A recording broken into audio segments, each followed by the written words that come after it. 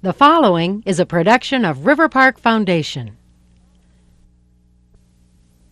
The biggest regret was maybe when I got played in high school and I was into the drugs and the drinking. I think it ruined a lot of my athletic ability during those years. I would have liked to see, without that, the drugs and drinking, how much of an athlete I would have been through high school, because I was thrown off teams. I quit baseball, got thrown off basketball, and quit football. A lot of times, you miss those memories too. My problem, my disease kind of progressed throughout high school, where not only did I compete maybe at a little bit better level than some of the other players in the baseball game, but I started to compete, you know, as far as drinking, where I was concerned about how much, say, you would drink as compared to I would, and kind of built up a reputation in high school that I was a pretty heavy drinker. Greg Gagne and Bob Welch, two baseball heroes. They faced the pressures of major league competition, even the extra pressure of the World Series, with all of America watching, and they delivered. But both Greg and Bob have faced an even tougher competitor, one that demanded more from their bodies and souls than baseball ever could. These two great athletes went face to face with chemical addiction, and it almost ruined their chances at fulfilling their dreams. But both Greg Gagne and Bob Welch are winning the battle against drugs and alcohol. In the next half hour, you'll hear how they did it and how they found that it's great to be alive.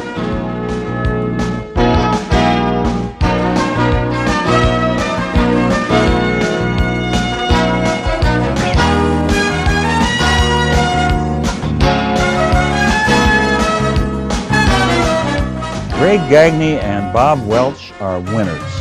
They excel at what they do. Gagne is a solid middle ground of the Twins' infield. He's their starting shortstop and has anchored one of the best defensive infields in the major leagues. He played a major role in the Twins' World Championship in 1987, including a key hit in one of the World Series games against the St. Louis Cardinals. But with all the athletic highs, there have been some low times. Times early in Greg's life when he was losing the game against alcohol and drugs. Greg was an unhappy kid who was usually in trouble, and most of the trouble stemmed from using and abusing drugs and alcohol. Greg talked with me before a game recently, and he told me it all started with alcohol, and it started early. Probably when I was maybe 11 or 12, I would be drinking,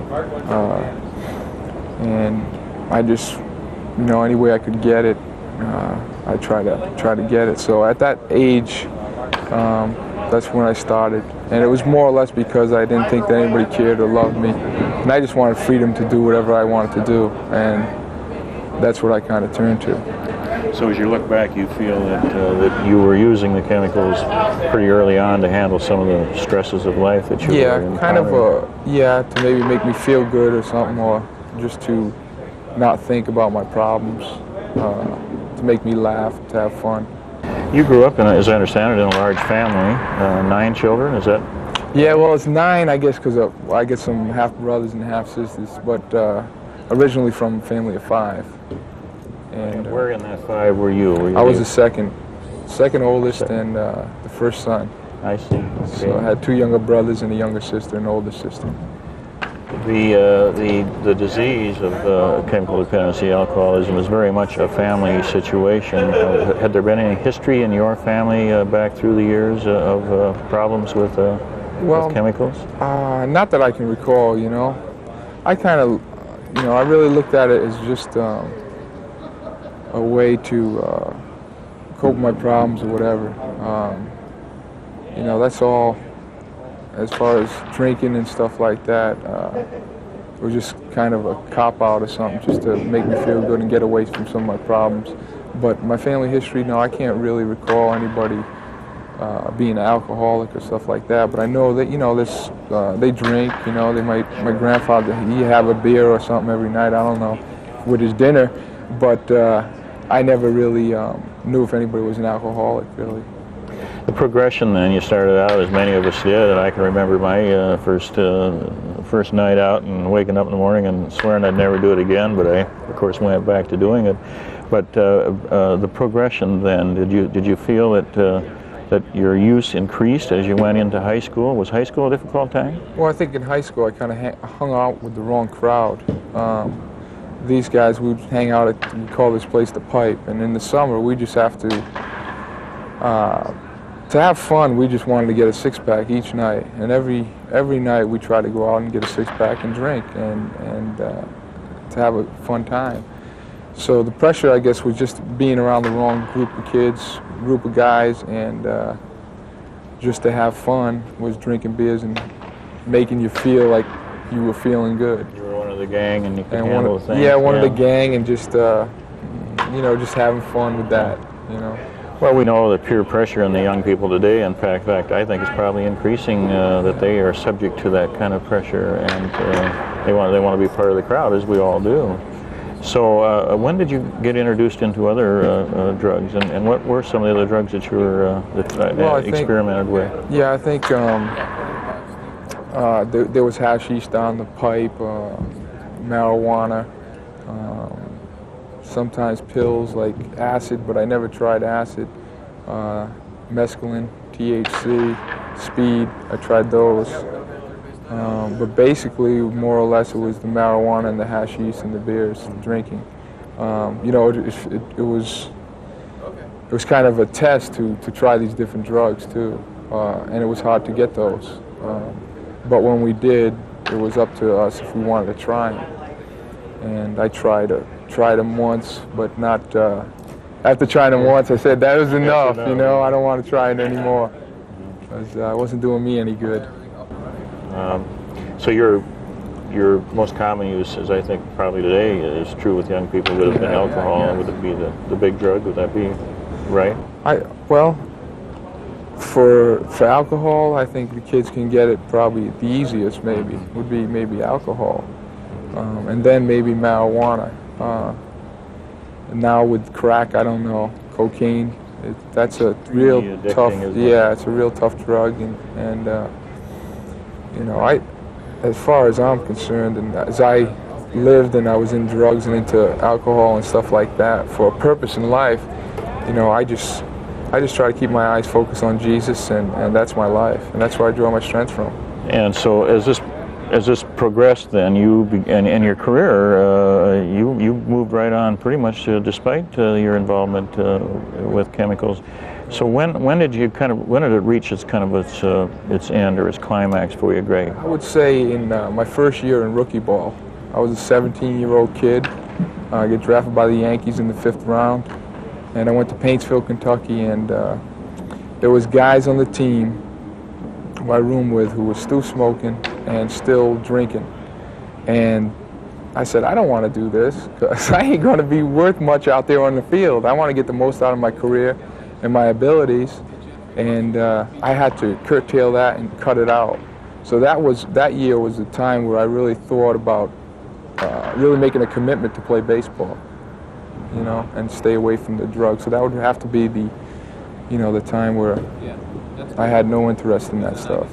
So your focus became more on what you could do positively rather than what was happening negatively. Baseball was more to take care of my body, to play baseball as a career, because I wanted to make sure I was giving it everything I had when I was out there on the field. And if I was smoking or drinking, then I felt that it wouldn't be giving it my best the next day. Greg, and the young people that will be watching this, and you have a lot of fans, so I know that there will be a lot of people watching. I think if we can help them understand what I'm hearing you say, that you found yourself in, I'm going to say, probably a position of low self-esteem where you were somewhat lonely and wondered if you could cut it. Is that the areas that you were having troubles into? I think, as far as I felt like I wanted my freedom. I felt kind of lonely, that nobody really cared about me in my earlier years. I found out when I was 17 that my dad did care about me, and I had a high school coach who cared about me. But I guess I was a little bit too immature to really think that anybody cared about me. But there are people out there who care care about you, and if you might have a problem or whatever, but there's people out there who care about you. But you wonder, because as you were moving up the ladder, I'm sure you had times when you really wondered, your self-confidence perhaps was low at times. Yeah, it's, that's where I try to draw. I try to draw my strength from Jesus and from God, because He puts everything in perspective, and He loves me, and I know He loves me, and He cares about me, and He's making me into the person He wants me to be. So I have to just trust in Him and just follow His ways. And you've been searching probably for something that was missing in your life. Yeah, I was searching for something. I guess I knew I wanted to play baseball, but something else was still missing. And I was trying a little bit of yoga and stuff like that too. But that's the main thing. That's what I say. He found me. I wasn't really looking for Him, but He found me. So with those powers in your life, you've been able to go on from then to so that you don't really have any desire for any of the chemicals. No, not as much in the past. I mean, in the past, I used to swear like crazy, and it's funny because He just took it out of my life. I don't have any. I remember one year after I went home after a year playing in Greensboro. I went home and me and my brother were just playing basketball, and we got into an argument, and I cussed him out, and I said, "Who's that?" I said, I didn't, it didn't even sound like me, and sometimes I do slip like that, but it sounded really funny when I did that, and that's just with everything else, my desires for alcohol and marijuana stuff, it's really gone, and to me, it's the desire is not there, and it's just going to harm you. That's the way I look at it too. Today, our young people, I think, Greg, probably are under a faster world and more pressure, and we know that the incidence of problems associated with chemicals are increasing, and particularly, I think, alcohol, although the other drugs are coming along rapidly too. And there's a lot of ideas of what we can do or should do, need to do. I know that frequently in our area there are auto wrecks where young kids are killed, and something has to be done. But those young people they look up to someone like you as a role model. What would be your advice, to some of the people who be listening now? How can they structure their lives so they don't get into the alcohol drug scene? Well, I think, first of all, the alcohol and the drugs, I look at it as it's going to affect your body, and you don't have to feel good to put drugs and stuff in your body. Rather work out, get in shape, do that type of deal. What about the self-image thing? You feel pretty good about yourself now, don't you? You seem to have a good self-image now. I have a pretty good self-image. We won the World Series. Yes. And they had a great Gagne day for me back home, and that was just really touching to me because I didn't know how many lives I affected by just playing a game of baseball. But these people from a veterans home, these people who were handicapped, older people, they gave me an award for, I guess, for giving them joy to see me play baseball and enthusiasm. And to me, that was just a blessing, because to see that I touched somebody like that is, it's really great. Well, that's the program, of Alcoholics Anonymous in the 12 steps, that the more we give away, the more we get. And I think that we that have been through some of this know that. What would be the biggest regret of your life? Probably the biggest regret was maybe when I played in high school and I was into the drugs and the drinking. I think it ruined a lot of my athletic ability during those years. I would have liked to see, without that, the drugs and drinking, how much of an athlete I would have been through high school, because I was thrown off teams. I quit baseball, got thrown off basketball, and quit football. A lot of times, you miss those memories too with those guys back in high school. So that was a big thing that I regret. By that, you're illustrating that you can overcome that, because today, despite those losses, you're a star, you're a good role model and an inspiration to people. So you can come back, I guess, is the message. It can. You know, I think the old man is gone. The new man is here. You know. I think that's right. Born again to the new. To the new. That's exactly right. What would be one of the highlights of on the career side? One of the outstanding experiences you've had in baseball? Geez. I don't know. I guess that one that sticks out pretty good right now is probably that game-winning hit in the World Series Game 7. Just with the bases loaded, I just got enough of it to get it down there and to put us ahead, and it kept us ahead. That's the one that comes out the most, and to be in a championship team, you know, being a World Series championship team with the Twins, that's got to be a big satisfaction to know that perhaps I hope you know that so many of your fellow players and the people in the organization think so highly of you. That and you know, your peers, when they think well of you, that's a pretty good sign. Yeah, but, you know, you always try to be accepted, I guess, by your peers, and you want to feel respected too. The acceptance and respect of friends, family, and colleagues, the joy of sobriety, the victory over addiction. All key ingredients in Greg's continuing recovery. Bob Welch has known some high moments in his baseball career too. Remember the '78 World Series? Bob Welch does, and here's why. And it swings to the Yankees, and Jackson makes the kid wait. Dent at second. Blair at first. 2 outs.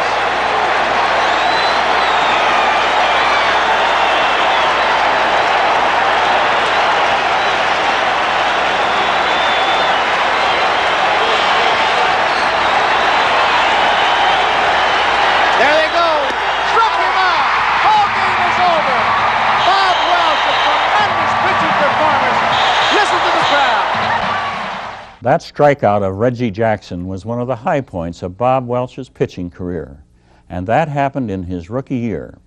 He's gone on to pitch for the Oakland A's in yet another World Series, along with amassing an impressive record as a major league pitcher. But alcoholism nearly cost him his career. He was still abusing alcohol back in '78, his rookie year in the majors. His recovery began a couple of years later. There were plenty of low points in between when alcohol took his body and soul down, but fortunately not out. We first talked with Bob in 1982. He shared with us the tough times when alcohol was controlling his life and the better times in recovery as he took back the control he had lost to alcohol. We went back to California recently to talk with Bob again. We found that his recovery is continuing, spurred by the richness of his life now, compared with the nightmare of his life under the influence. The first time I got involved with it was when I was a sophomore in high school.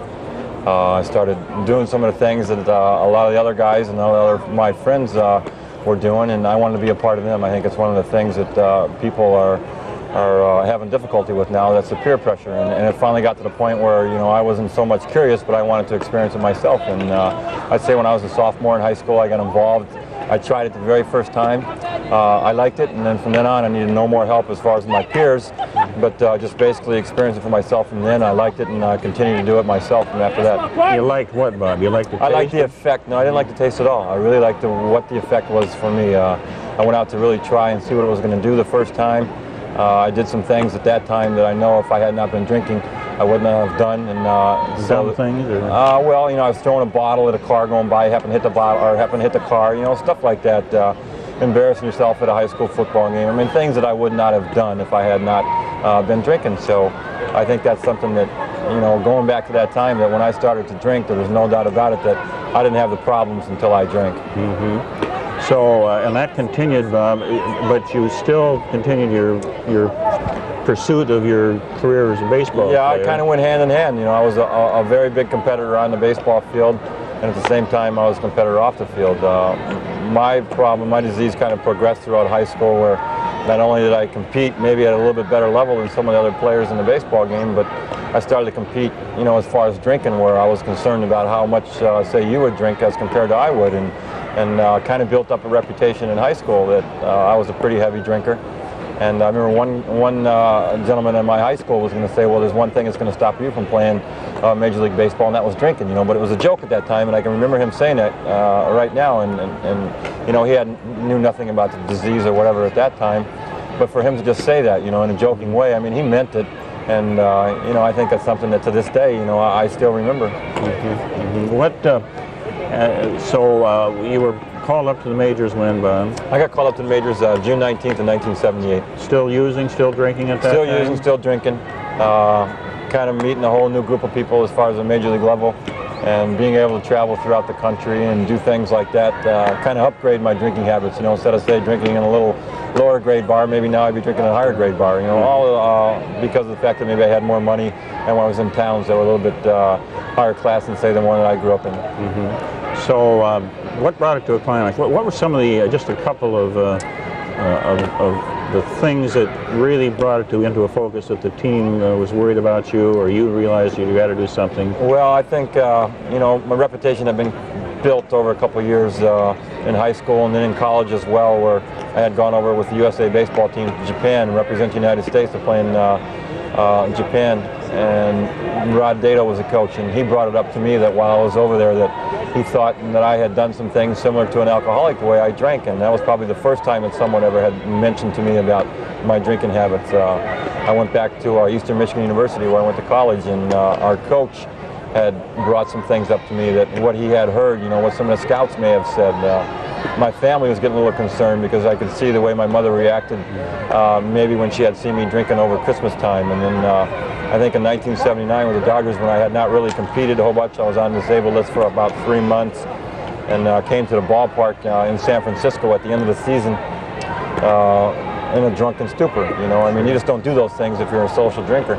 And I think that was the kind of the head of the whole situation, where people were starting to recognize that I had a problem, bringing it up to me, wanting me to do something about it, and just being thankful that I had some people who brought it up to me. Fair enough, right. And out of that, then you were encouraged to go to treatment. I met a man, John Newton, who's a very dear friend of mine back in California, who kind of just was a recovering alcoholic, and who is a recovering alcoholic himself, and kind of laid down his format and his before, you know, during and after, about his own drinking problem, kind of put me in his situation. And I think that one thing that he said to me was, you know, that, hey, you know, you do have a problem. You know, it may not be at the level where you think it is right now, but if you can continue to do the things that, excuse me, that you do right now, and just magnify it by 20 years, you know, where he had quit drinking, you know, say at age 43 or age 53, it's going to be that much more difficult. So some of the things that he said, and just, you know, taking his advice, and you know, a swift kick in the fanny sometimes, and with the help of the good Lord, you know, he pointed me in the right direction. I was willing at the time myself. Well, we're oversimplifying it. I know that that it's not easy to recognize the problem and to admit to it and do something about it, all of which you faced. You wrote well about it in your book, which I think has helped a lot of other people. And that's a whole story of how, even though you had your career and you could lose it, you probably weren't too eager to do anything about it until the right people intervened, and through their caring helped you to see that you needed to do something. Yeah, I think, you know, that's a very touchy situation, because myself, people have come to me and really did not like the way maybe I had explained it, and continued to go down that road, and then met someone else, and some of the things that he said maybe I've clicked off a button, and maybe it worked. But I think the one thing that I just try to do is be thankful that some people were there at the right time to offer me some guidance. I got a whole lot of love from those people, and at the same time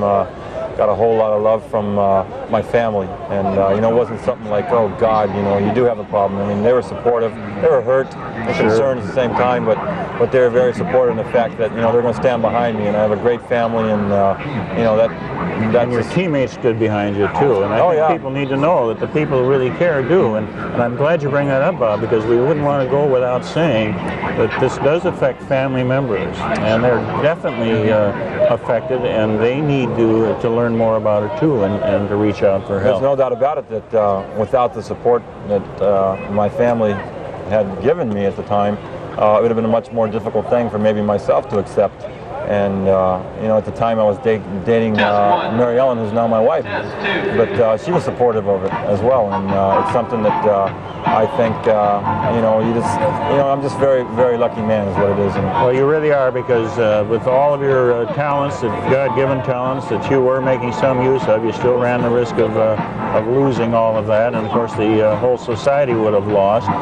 Bob, it's not a simple question, but I'd like you to take a couple of minutes and address the question of what other young people, and there are many, many young guys and gals who are looking forward to being athletes, and they're being threatened by, they're giving in to peer pressure or whatever is happening, where they are starting down the same path that you started down. What can you say to them that might help them to take another look?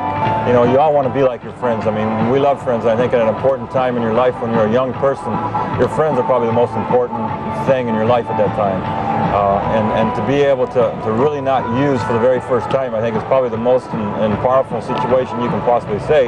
But it's very difficult that if you never really use, you're never going to run that risk of being involved with a problem. And I think it's a situation that if you can stay away from that very first drink, I mean, you're going to experience something that is very, very powerful. I mean, there's a lot of people who are drinking, but there's a few of us who are standing on the sides having a very, very enjoyable life and enjoying what we're doing sober. I know I have some members on my club who are sober, and one of the things that they have said was me doing something the way I have done it has helped them. So I think the thing that I can share is my experience.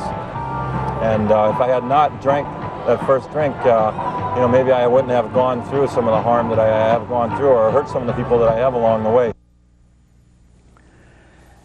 Gagne and Welch have been able to overcome the odds and have triumphed both on the field and off.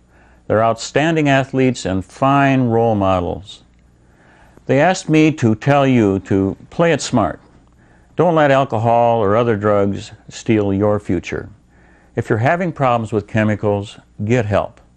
And if someone you know is in trouble because of chemicals, take the important step of intervention. Urge them to get help. You'll learn what Welch and Gagne and countless others have learned, that it's great to be alive.